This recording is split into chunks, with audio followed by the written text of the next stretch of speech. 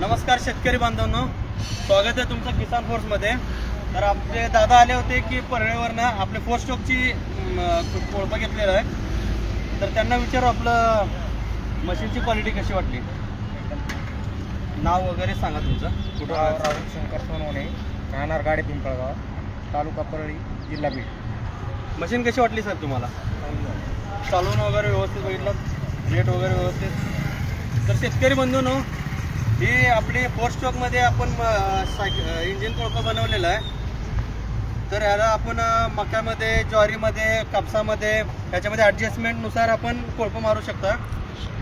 Soybean वगैरे त्याच्यामध्ये वापरू शकता तुम्ही।